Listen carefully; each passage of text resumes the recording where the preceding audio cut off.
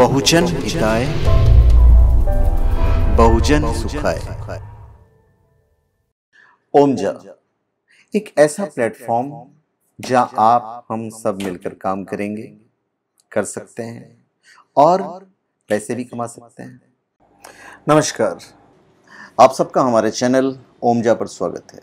और इस वीडियो में हम आपको बताने जा रहे हैं तुलसी की माला के बारे में। और omja.com से आप कोई भी प्रोडक्ट जेन्युइन, ऑथेंटिक और काफ़ी किफ़ायती दामों से आप ले सकते हैं।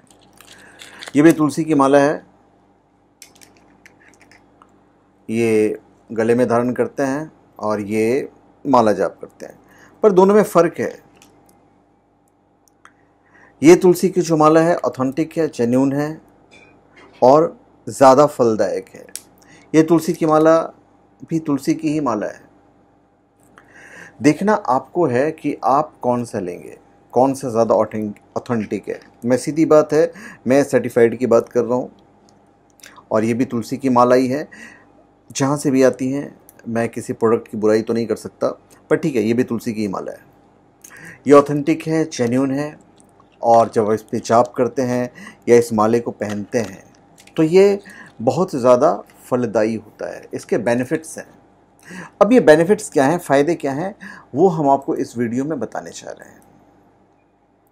तुलसी की माला बताने की ज़रूरत नहीं है कि कितने फ़ायदेमंद होती है, फिर भी कुछ चीज़ें हैं जो आपको जानना चाहिए।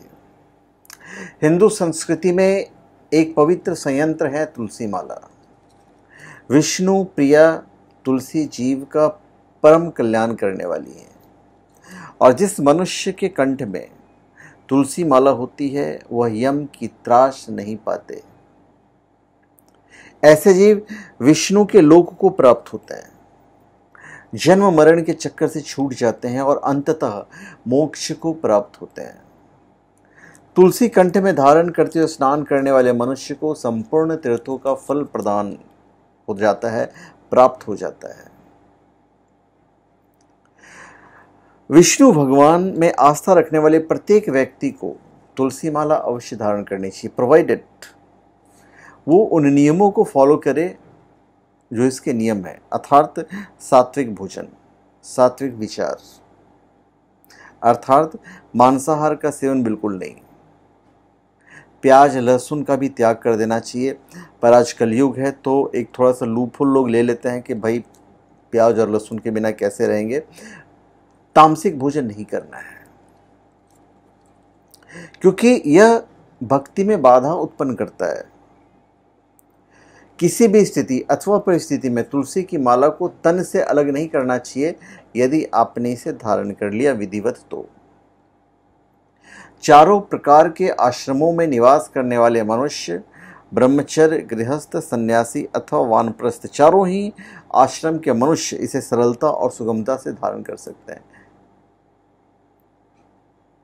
भगवान विष्णु का सबसे प्रिय है। तुलसी का धार्मिक महत्व भी है और आयुर्वेदिक महत्व भी है। यह एंटीबायोटिक, दर्द निवारक और रोग प्रतिरोधक क्षमता बढ़ाने में फायदेमंद होता है। अब ये दो तरह की होती हैं, श्यामा तुलसी और रामा तुलसी, दोनों की मालाएं बनती हैं। श्यामा तुलसी की माला धारण करने से विशेष रूप से मानसिक शांति प्राप्त होती है, ईश्वर के प्रति श्रद्धा भक्ति बढ़ती है, मन में सकारात्मक भाव का विकास होता है, आध्यात्मिक उन्नति होती है और परिवार तथा भौतिक उन्नति भी होती है। रामा तुलसी की माला धारण करने से व्यक्ति के अंदर आत्मविश्वास में वृद्धि होती है और सात्विक भावनाएं जागृत होती है और ये सब ऑटोमेटिक होता है, करने की आवश्यकता नहीं पड़ती है और अपने कर्तव्य पालन के प्रति मदद मिलती है। तुलसी की माला में एक विद्युत शक्ति होती है, एक तेज होता है, एक पॉजिटिव एनर्जी होती है। तुलसी की माला पहनने से बुखार, जुकाम, सिरदर्द, चमड़ी के रोगों में भी लाभ मिलता है। संक्रामक बीमारी और अकाल मौतें भी नहीं होती हैं, ऐसी धार्मिक मान्यता है।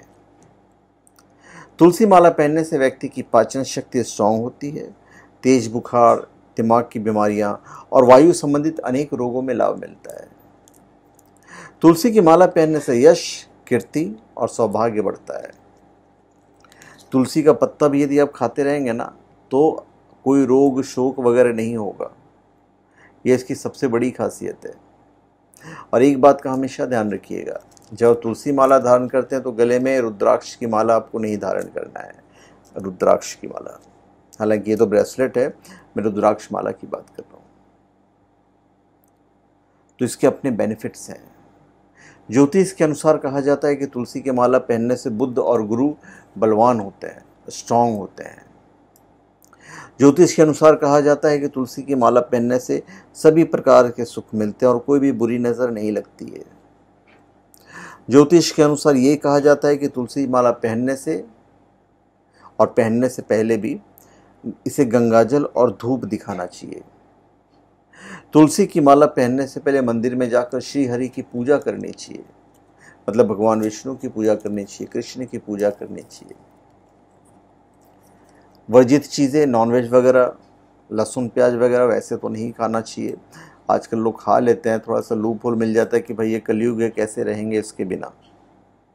ना खाएं, लहसुन प्याज तो ज़्यादा अच्छा है। और नॉनवेज तो खैर एनीवेज, नॉनवेज तो मैं हमेशा मना ही करूँगा।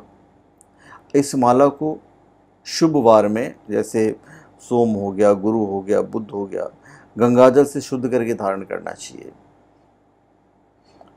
तो इतनी सारी चीज़ें मैंने आपको इसके बारे में बताई है, तुलसी माला के बारे में। और हम चाहेंगे कि आप हमारे वीडियो को शेयर कर दीजिएंगे ताकि ज़्यादा से ज़्यादा लोगों तक ये वीडियो पहुँचे। तुलसी और चंदन की माला विष्णु, राम, कृष्ण से संबंधित जपों की सिद्धि के लिए उपयोग में लाई जाती है। इसके लिए मंत्र है ओम विष्णवे नमः। इसका जो जप है वो श्रेष्ठ माना गया है। और बार बार मैं यही कह रहा हूँ कि तुलसी का सेवन करने वाले को, तुलसी की माला को जो पहनते हैं, उन्हें मांसाहारी तथा तामसिक वस्तुओं से दूर रहना चाहिए। हमेशा ध्यान रखिएगा, क्योंकि इसमें एक विद्युत शक्ति होती है। अगर आप नियम को फॉलो नहीं करोगे तो ये आपको नुकसान कर सकता है।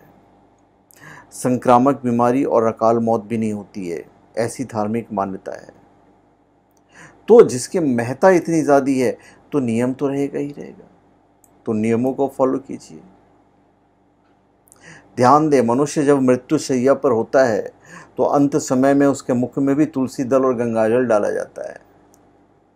इसी प्रकार जब कंठ में तुलसी की माला धारण की हुई है तो फिर वो तो परम कल्याणकारी होगा। तो सोचिए कितने कल्याणकारी होंगे। और विष्णु भक्तों के लिए तो तुलसी कंठी माला धारण करना अति आवश्यक है। कंठ में तुलसी धारण करने से प्रत्येक क्षण भगवान को तुलसी दल अर्पण करने का फल मिलता है। ये हमारे धार्मिक पुस्तकों में लिखा हुआ है। तुलसी के नियम ही सात्विकता की ओर बढ़ने वाले कदम है, जिससे सच्चा कल्याण होता है। नमो तुलसी कल्याणी, नमो विष्णु प्रिय सुब्रे, नमो मोक्ष प्रदे देवी, नमो संपत् प्रदायिनी। तुलसी प्रत्येक प्रकार के वास्तु दोष को समाप्त करती है तथा सकारात्मक ऊर्जा का ये पूरा स्रोत है। तुलसी जो है, तुलसी माला जो है, वायु प्रदूषण को रोकने में सहायक है। इसलिए अधिक से अधिक तुलसी रोपण भी आप कीजिए। जिस आंगन में तुलसी स्थित है, संचित है, वहाँ सदैव नारायण का वास रहता है।